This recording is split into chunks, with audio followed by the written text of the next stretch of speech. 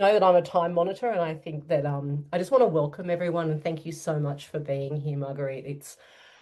I'll formally introduce you in a moment. I'll just get very quickly through just a tiny bit of housekeeping. And for those of you that are watching it in the future, because you've had a really, really busy day, hello to you too. I'm really excited to go on a bit of a deep dive with Marguerite from Gunflat today. Just a tiny bit of housekeeping, but first, what I'd like to do is I'd like to do an acknowledgement of country. We'd like to acknowledge the traditional custodians of country throughout Australia and their connections to land, sea, and community. We pay our respects to their elders, past and present, and extend our respect to all Aboriginal and Torres Strait Islander peoples today. If you are trying to get out of your school or you're rushing out the door, this will be recorded and we will send this out to you within 24 hours. So please don't worry if you've got to run off or someone's knocking at your door.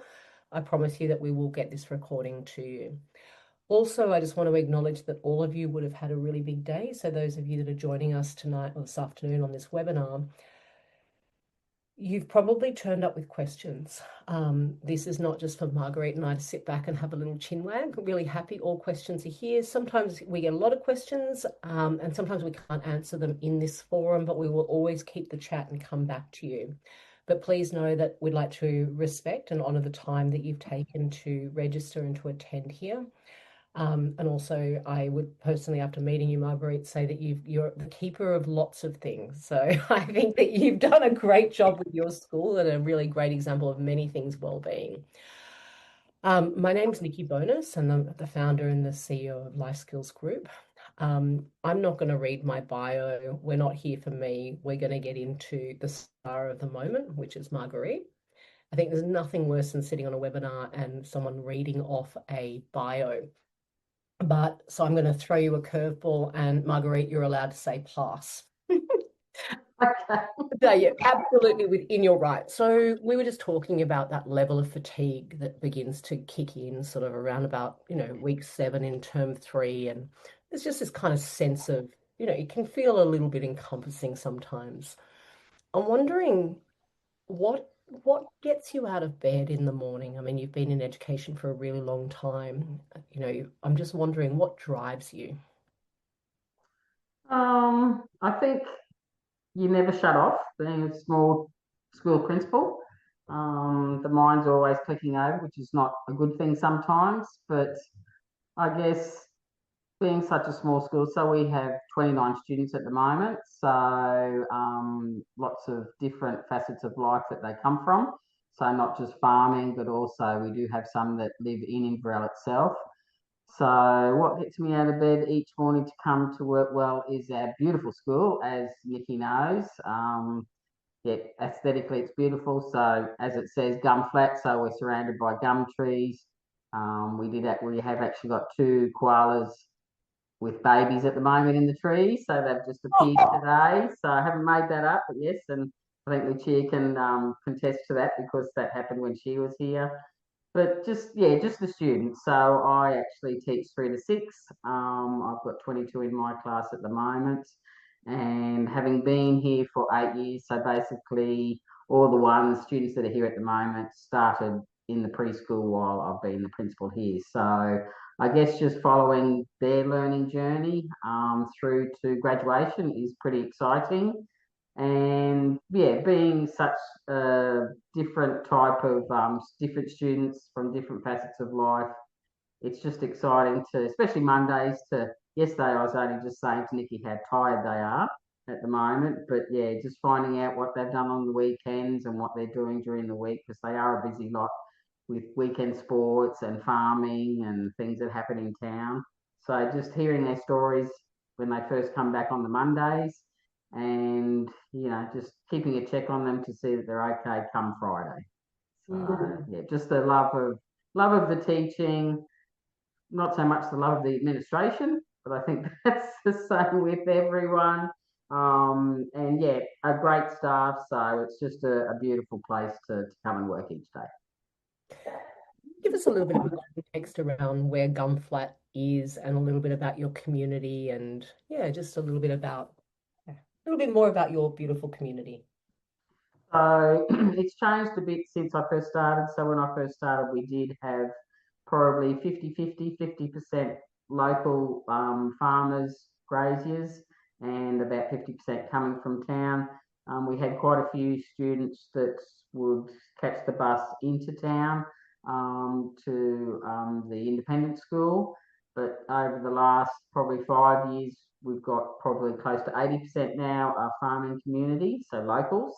We do have a little village, so we're about 15 k's, or you would say south of Inverell, on the way to Copeland Dam, and we've only just got a little village. At the moment, we don't have any students from the actual village. There aren't sort of many primary school students left in the village. It's a village of probably about 20. We don't have, this is quite relevant, we don't have any town water here, so we're totally dependent on rainwater, which hence when we have the droughts and everything like that, we do not have water, so we have to actually cart the water for our toilets and for our drinking. So our student ratio at the moment, probably, yeah, the ones in town are our siblings of ones that were here when I first started.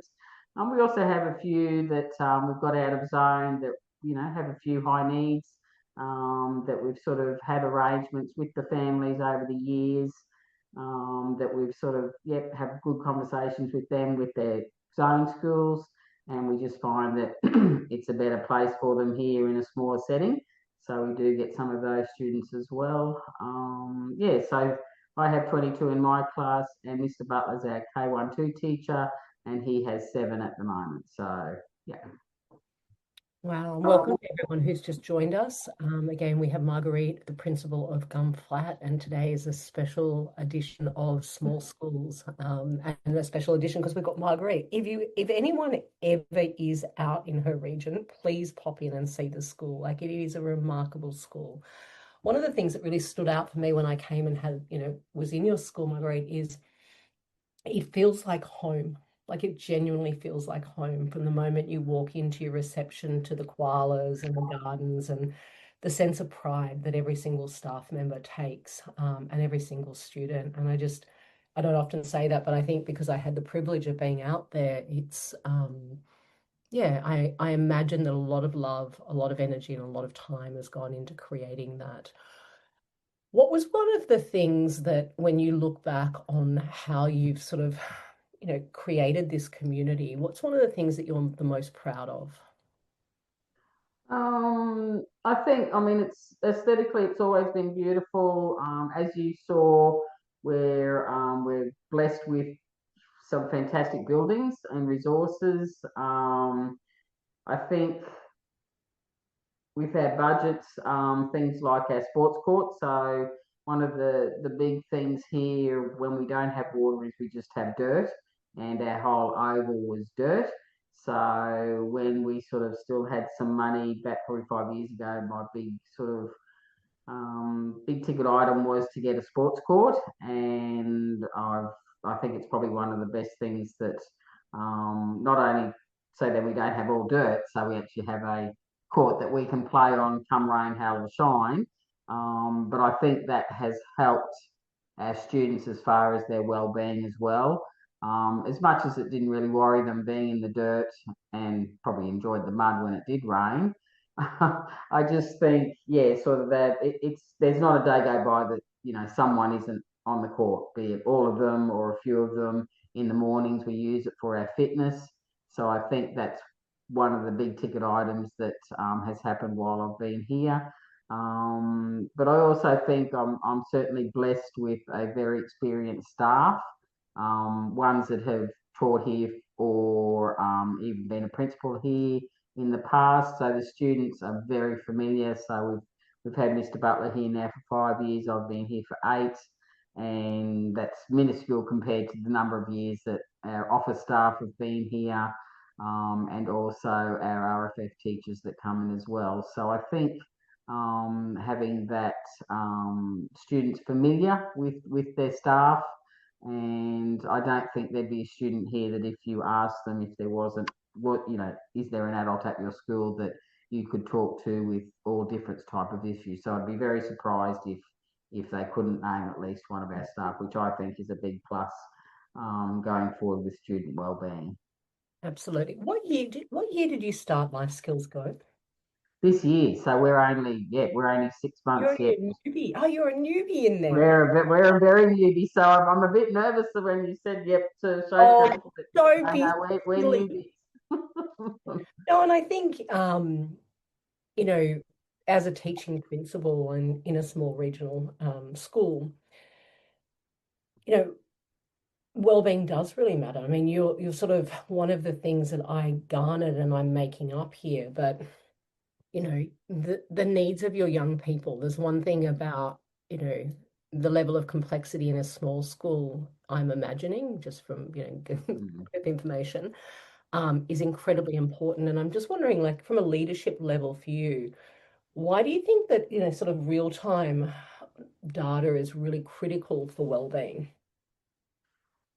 I think like we don't have as many or the extent of the issues with student wellbeing with attendance that I know a lot of the bigger schools would have. But at the same time, we don't have the support staff to sort of help with that. I think sort of what's happened here and the data is, I mean, we obviously meet probably or see probably 80% of our parents, carers every afternoon to have that chat at home time. But I think the beauty of that is you talk to the kids, you talk to the parents, even if it's just a chat, at the end of the day or in the morning. So quite often is if something may have happened at home, since they left school the day before, they'll come in and let us know. So they feel that, confidentiality is there, be it myself or Mr. Butler. But I think with the real time data and the fact that it's instant, when it doesn't match up with what we know is going at home. So, it could be a fantastic sort of afternoon, and then the next day the student checks in and it doesn't quite match up with what the student checked in the day before. So I think that's when, say, for instance, today, and it's just so easy, like I clicked on my students' check ins and there were two that were tired. And I look and go, yeah, such and such, always tired. And this one, oh, not so much always tired. So I think that instant feedback, we don't act on it straight away, but then if there's a pattern, be it within, 2 days' time, then we're getting that straight away. So I think that's what we're liking about it, Nikki. And when you first brought it in, like before you kind of introduced it to your school, what were you looking for? Look, because as we know, we attend network days, principal days, and for years now, it's student well-being, and has become quite a large issue, I think, in all schools, be it for different reasons. Social media, family unit, not quite there anymore. So I think, then I didn't want to be a student wellbeing workbook person. Mm. So we just hand the workbook to the student and they, fill out pages, this and that. We had a good workshop or a bit of a snippet with Life Skills Go, possibly I think it was last year when we were at Narrabri. And I think what sold me was the practicality of it. Mm. So we actually got given or shown real sort of moment things of how you can use it, what you can use with the data. So I think actually seeing it in practice was the sort of stimulus to yes, we'll give this a go. We'd certainly had, and the fact that I don't have a learning support teacher, I only have her for 2 hours a week. Wow. So we were looking for something, and as you know, we don't have someone in the office every day. Um, so we were looking for something. I just felt as though we could be doing more as far as evidence and Mm. collecting data. We were certainly doing plenty when it came to supporting students, but I just think we needed something simple that Mm. wasn't going to be a burden on my staff and that the students understood. And that was when we saw that, but we'll give it a go. If it works, it works. If it doesn't, then we don't keep using it. Yeah, That. I love that.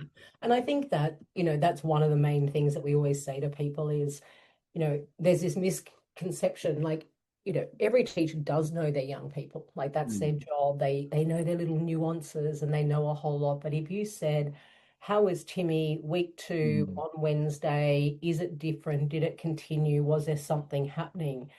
Coming back to what you were talking about, again, those, the evidence. How do we get, the traditional methods, like you were saying, you don't have big attendance issues, but it's, attendance, behavior, their well-being, partial attendance, being able to have all of that triangulated and more. I love what you said, we don't run at it. It's like, we want to see trends and metrics and see, and having a system that can surface that, because I think one of the biggest things that we have to often debunk is it's not about running at an angry student. And although, when they turn up angry, we often do want to get into a preventative mm, mode and ensure that we validate them. But if we have a child who is distressed and masking or something's happened, and again, we might not be hearing it from the families because sometimes there's a tenderness or there's not the willingness yet to mm, be able to, or to, the other thing is we don't bank in well-being, like you were saying, we do, you do, I know, I've physically seen what you do, but it's not like any other KLA. You can't just put the bricks in and keep going up through the levels. mm, Like life happens, floods happens, harvest happens, parents get sick, things happen. How do we catch the young people before they go too far down? mm, And I think, it was really lovely hearing that, that is that preventative, but also being mm. able to look underneath the hood. I think the bigger part is, building that culture and introducing it. So how did you start with your team and how did you introduce that to your team? Yeah, so we once we signed up, and I must say that the support has been unbelievable. So we did have an hour session back at the start of the year on one of our school development days. That I think it ended up going for an hour and a half, and I had a huge buy-in. I made sure it was on a day that I had all, yeah, my RFF staff, my casuals, my SLSOs, my SAOs, my SAMs. So everyone got to have that first session, which I think was very important. The fact that I'm not sure if we do use school bites, so that made it so much easier because it's just slotted into there as part of our attendance. We actually do the check-in separate to the attendance because that just works better for us. Yep. So yeah, all staff bought in because we had been talking about doing a bit more as far as student wellbeing and collecting data. So we had that school development day, and we've recently had one this term where we went through the resources that were available. So once again, and how to analyse. So even though it might have been just for me, I bring all my staff in, and they were very flexible because it was going to be a teacher day, but it ended up being a school development day.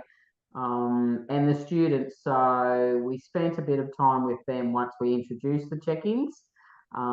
We haven't, as far as our parents carers, we haven't put it out there because we just wanted to see how it would go the first semester. Mhm. But I would like to we have used it for our parent interviews, which was great where it was needed. So next step would be to start putting things in the newsletter in regards to what the check-in is. Maybe have a parent forum, just briefly one afternoon. So that's what I would like to do before the end of the year, so that they're more engaged in what we're doing. But we just wanted to start out just with staff and students Mhm. in this early stage. And I think, I think some people laugh at us as, out with our implementation, we always just go really, really slow, Mm, but be really consistent and be deliberate. And the sheer habit of, your young people arriving, checking in, not only are we giving them a voice, but we're also teaching them emotional literacy. But you don't need to go unpacking all the resources. You don't need to. And I think sometimes people forget that well-being takes time. The most important thing is that we get the habits, that everyone knows why, why we're doing that. And I heard you, you had your staff come in, You introduce them to all the sessions that you're in, and your young people know what we're doing.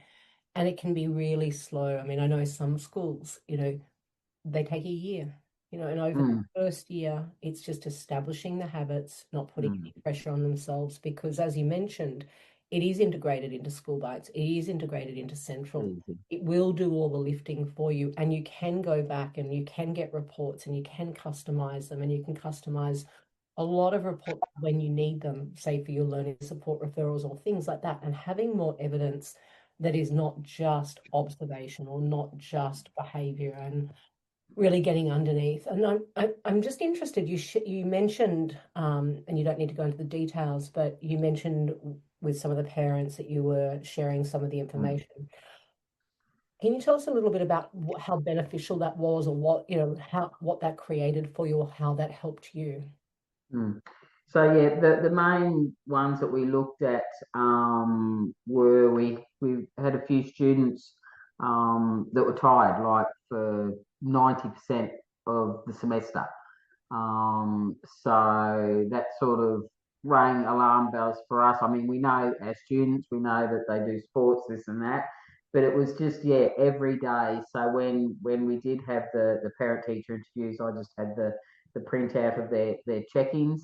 And it was a bit of actually, it was sort of on a few occasions a real light bulb moment, like, oh, okay, well, Johnny, goes to bed at this time. Why are they saying? And we've spoke like over the two terms, we've spoken to the students involved a couple of times, and they're just saying, well, I'm tired because of this, I'm not sleeping at night. So the parents were quite well pleased that we were noticing it and that it was recorded. So then I just gave a bit of a introduction to the life skills go of what we do, and they said that they would talk to their student to see why you're always tired, or there were explanations for it, which had I think not brought it up from the check-ins, then it probably wouldn't have been addressed. Mm. So little sort of, yeah, because it is it's, as you know, it's quite sensitive. And we're still using your initial emotions. The six. We thought we might change them to introduce a few others, but we just thought for now it's simple. The students are familiar with it. We may change it. We thought maybe next term, but then we thought, well, why we might wait till next year to get maybe more so with my older students, so the 3 to 6s. I think sort of the simpler the better for the K to 2s. It was quite funny when we did first sort of start. I think our K12s had it on the board, so it was a bit of a, oh well, he put this down, and we had all these students. Yeah, we had all of the students that were tired because of screen time, and we're thinking, well, no, we know that you're not on screen time, but they were just mimicking what the student before. So now, yeah, we just have it on so they don't do it on their own devices. We just have a laptop set up at the back, and in the other class, just the front, where they just come and click their emotion and also the context. Yep. And then in my class, they go and get who's on the next list. They go and get them. And so basically, they're doing that while I'm introducing the lesson. So within 5 minutes, it's done. My SLSO, who is fantastic, she sets it up every morning, and she then looks, and if something stands out, she'll just say, Mrs. Coddington, do you want to have a look at this? And it's done in less than 5 minutes. So we've changed a few ways that we do it. But no, certainly it was great. And of course, we didn't have our parent teacher interviews till this term. So we'd had that session on, how to look at the data. So Mm. it came in very handy. And I think, if there were big issues, that it would be, yeah, perfect, because then you're seeing it. I mean, I know there's some kids, or, in some schools we've heard that, the kids are just putting down what, it's not real. But I know that what the kids are putting down here is what sort of, yeah, they're not sort of taking it as a joke, if that makes sense. And I think that, it's interesting when I hear that comment, they're just putting down what's not real. And I think, if we kind of pull back and we look at the evidence and we look at the structure of why we have this, and we lean into say schools that it's really embedded, it's in their culture. This is very similar to you. They come in, you've got this system going. Every check-in is a way for them to communicate. And Mm. a story that really stands out for me is this principal who, and I think the two of them, this principal and this beautiful young person, he'd been putting in sad or angry. I can't remember the actual what was happening, but sad or angry every day for 4 days, and it'll flag. So even in a big school or a little one, you don't need to be all over, but it'll just a flag a little trend. And she'd been working quite closely with him, and she went over, and this is not his real name. She was like, Tim, you don't look angry to me. I'm just wondering what's going on. He goes, I just want to make sure you were looking.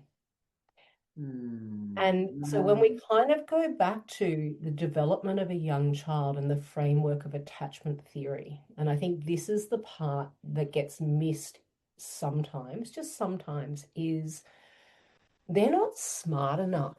They're not Mm. smart enough. Every child, like, because I've had the blessing of being able to work very much with Dr. Dan Siegel, he talks about the four S's. Do we truly see the young person, like truly see them, and without our judgment or without the, whatever. And if we can see them for more than their behavior, or, and sometimes their behavior is Mm. really escalated because they don't have a way to be able to communicate their needs. If we can kind of lift that lid up and have a little look underneath what's really going on for them when they're seen, and sometimes that's just validating them. Oh, I'm really sorry that you're angry. I'm really sorry that Mm. you're sad today. When they're seen, they then begin to feel safe. When they feel safe, they begin to feel secure. And when they feel secure, they learn how to self-soothe themselves. So that simple cycle, and this is not the sort of peace, love, and mung beans. This is like real Mm. child development. But when we come back to that, it's looking at, okay, it's okay for them to be a little bit silly and then it settles down, or we might have one or two that are kind of doing it, but it's an opportunity for someone to intervene and go, what's really going on? What's Mm. really going on? I care about you. And quite often that is, something that they haven't heard before. Or again, it's a point of connection, because if there's one thing happening on one side and another thing we're observing something different, the same can be said a lot, particularly when we do like restructure and be able to give them a different framework around emotions. So anger might not be displayed in a way that they feel comfortable with at home, but if we can let them know that it's okay to be angry, it's just not okay to Mm. throw something, or, I feel angry sometimes and it's really healthy and it's a normal part, but it passes.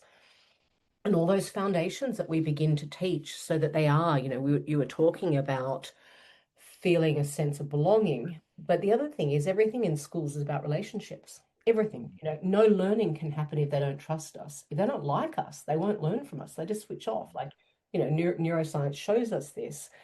So when we are able to have those tools, whether it's a tiny little school with six little young people or a huge big school with 1,300, every single one is one person that we want to be able to create a learning environment and a sense of safety and security, and to be able to, offer them the best. So I just went off on a rampage Mm. there, a bit of professional development, but I think Mm. we can kind of take the peace, love, and mung beans out of that and go, actually, this has got a lot to do with neuroscience. This has got a lot to do with safety. This has got a lot to do with a sense of belonging. This has got a lot to do with validating. And also, we know, and one of the things that I'm incredibly proud of after 2 decades of working in education, I feel like an old lady, is that social emotional learning, the first cog of social emotional learning is exactly that, self-awareness. And we can't Mm. start without that. So every Mhm. day you're giving your young people the opportunity to do that. Mm. And I just wonder, like you mentioned and you touched on a really, I thought was a fantastic little system around. Can you talk us through how you set up? So what I'm imagining, and sorry, there might be people on here, feel free to ask questions because Margaret and I are getting a little bit kind of sitting around having a little fireside chat on our own over here. Um, there might be people on this chat that don't actually know what we're talking about. So please just ask questions. We've got support staff on to answer your questions if we miss it. In the morning, after they've done their check-ins, it's taken about 5 minutes. You've got an SLSO because you're a teaching principal. How did you set that system up, and what's that SLSO sort of looking at first thing in the morning for the dashboards or the insights or the metrics to be preventative?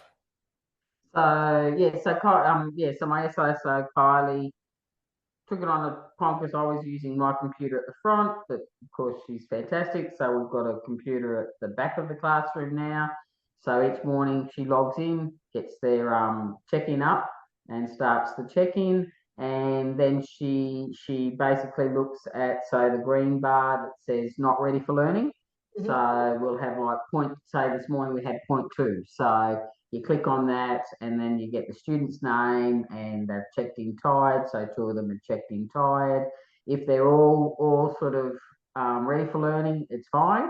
But you did make an interesting point, Nikki, that there may be students, and we may have one here that they're clicking happy all the time, Mhm. but we know that they're not happy, Mhm. because and we try to every morning we remind the kids that it's about how they're feeling at the moment, when they've come to school, not what might have sort of happened, yeah, sometimes in the playground. So we do have to educate them a bit regularly about saying, well, it's how you're feeling at the moment and what context has brought that feeling in. But I think to having what you just did, that there may be one or two students that I can think of now that we know that they haven't had a great morning in the playground, Mhm. but they're still ticking happy. Mhm. So, it's not just the negative behaviors I think that we need to look for. It's that sort of umbrella over, yes, I'm happy all the time. I don't want to be questioned about it, because they're probably smart enough to think that next step, Mhm. that one, Mrs. Coddington or Miss Kyle is going to look at the data. So that sort of just triggered something in my mind just listening to what you said then. But yeah, that's basically, it's just, yeah, what my SLSO does. If she doesn't have time, or she's not there, but yeah, we generally do it first thing in the morning, and I've got her in 5 days a week. My other teacher checks on it with the few students that are in that class as well. And yeah, we just look for, yeah, basically the summary of the check-in each morning. So quick, simple. Mm, And I think there wouldn't be a school in the world that wouldn't want to be preventative first thing in mm, the morning. You know, mm, again, I love what you said. It's just 5 minutes, just 5 minutes, and then having mm, someone review that. The other part is in your stage reports that come through weekly or fortnightly. We often say, having a look at those young people that might have been in a state of emotional overload for more than, X amount. So it might be more than 80%. Often they might need a little learning support referral, or they might need to have someone check in. But what often schools that I feel like we are constantly reminding is have a look at those ones that are never, if they're always mm, 100% ready to learn, keep an eye on them, pin them to mm, your dashboard. Because if there is, the ultimate goal of well-being, like there is no human on the planet that mm. the goal is not to have 100% of students happy 100% of the time. That's not life. No. It's the masking ones that we can begin to also get. So it's looking at that top when we're going through those students, defining what your areas, like, do we need to look at those? Do they need a learning support? Do they need a conversation, like a referral? And then also the ones that are always happy. If there's been Mm, 100% of happiness for 2 weeks, it's like, okay, mm. that might just be their demeanor, but maybe they need to also learn a little bit more about what emotions are. And you can use the cards or talk about Yeah. different scenarios. But I think you're so right. We get caught up on sometimes, emotions that might be the large emotions, that Mm, sometimes we forget the masking students they've trained themselves so well to fly under the radar because then they don't know how to open their mouth. They don't know how to mm. accept help. They don't, and they're equally as important. Yes. And I think that's a wonderful reminder. I love that you brought that up because it's those little light bulb Mm, moments. You mm. go, No, like, definitely. Yes. all of us are always learning. It's like, oh yeah, good one. And I think I once heard, I think it was Mark Williams, Dr. Mark Williams, the neuroscientist, say he said that every time they express an emotion, it's not our job to make it wrong. Like it's not our job Mm, to invalidate them and say, Marguerite, you don't look angry. It's, hey, mm, Marguerite, I'm curious. Your face looks really a bit different to angry. Do you want to tell me what's going on or happy? And mm, because any trusting relationship, particularly if my habit is to be shut down, is going to take time. And what we've seen over schools that have been using it 3, 5, 9 years, Mm-hmm. they do begin to start really opening up as long as they're validated, as long as they're seen, and they will start to come to you. And they might not be able to say it, but the Mm, patterns and the trends will lift up, and you're able to catch them before they fall too far. mm, mm. Yeah. If one of the biggest, I suppose, schools are exceptionally busy places. Like there's no denying that. And the last thing you want is data for data's sake. It's not the last thing that you need to have happening. If were chatting to a principal or someone a teaching principal who only has, under 30 or under 40 students, why do you think it's important? Like, what would you say to them? So let me just get a little bit reframed on that. What do you think the benefits of having something like this is? Mm. Um, like we've said before, it's simple. It's not time consuming. Like I said, we're still, on the learning journey. So Mhm. I still do, and we will ask for more professional development, professional learning with the data side of things. Yeah. So now that as small schools, we all have a APCNI, so we do actually have an executive, woohoo, be it one day a week, but that's all right. So yeah, we would like to delve into that more. I don't think, I probably won't put it on my teaching staff as yet, but I just think we need to delve into more of the data driven stuff. But we're a PBL school, so I think it ties in perfectly with that. We have it as one of our IPMs in our set. So I haven't yet, but certainly we only did our EV last term. Tick that box. So that's really good. Congratulations. Thank you. And I would like to, so PBL is obviously our strategic direction too. So I would like to incorporate the life skills go into that IPM and that strategic direction a lot more. I haven't put it in yet because we've only just sort of started the journey, but I think the evidence that we're going to be getting, be it positive or negative, will certainly slot into the SEP, which we all need to do obviously in IPMs, and will sit under our PBL framework perfectly. So yeah. I think you'll be excited to know, and I'll make a note.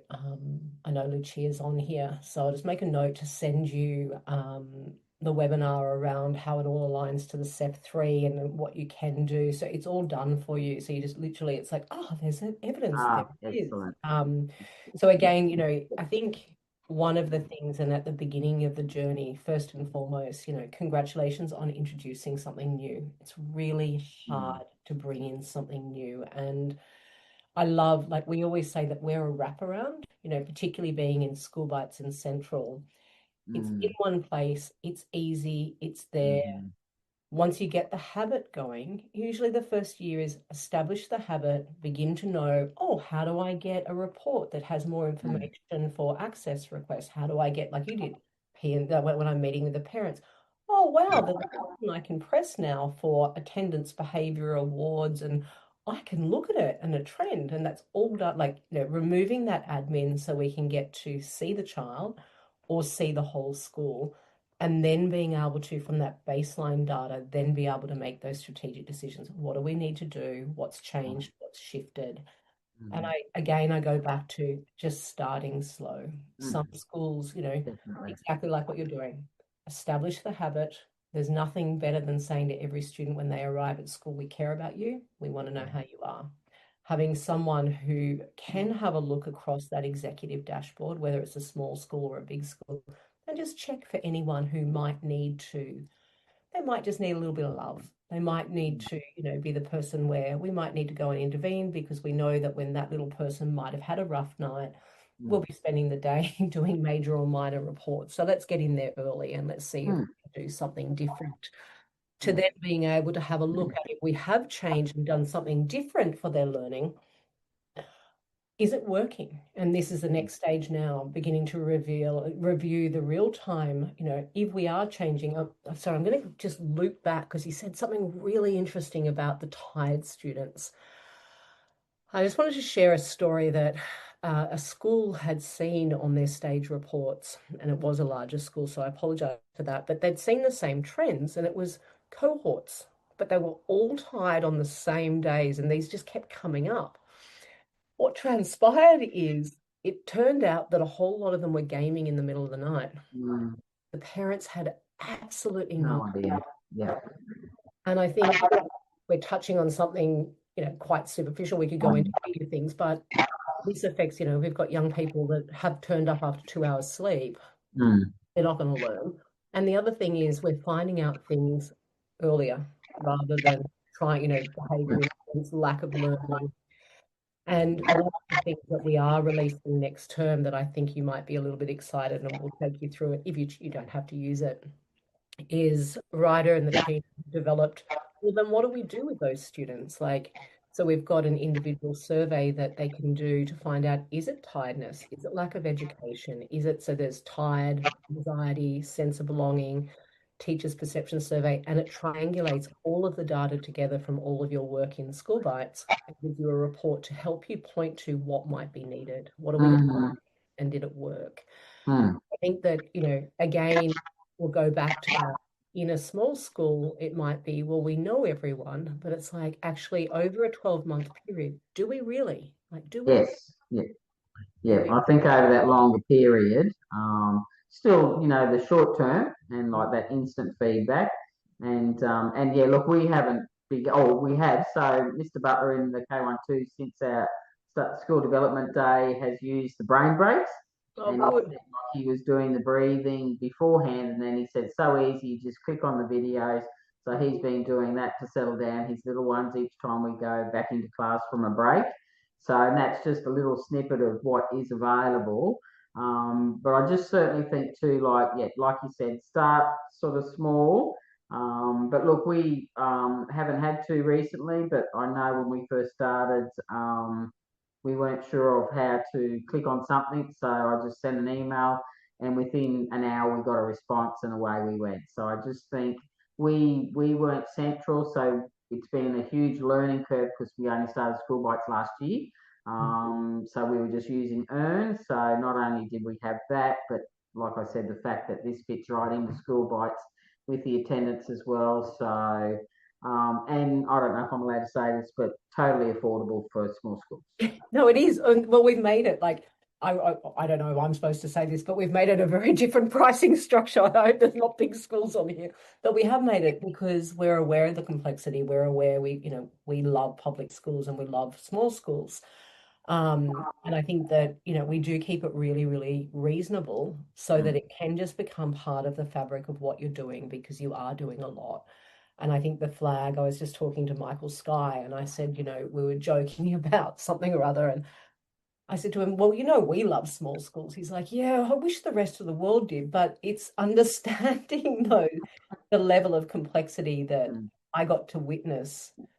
I got to witness you in action. I got to witness all the roles that you hold, and I was only there for a few hours, and there was just so much happening. And I think if we can use systems that can take away the pressures of our executives and truly be able to solve real problems that help us to be mm, able to see our young people and also to celebrate our community. Like we get so fixated on wanting to look at, well, not fixated, but that's completely the wrong word.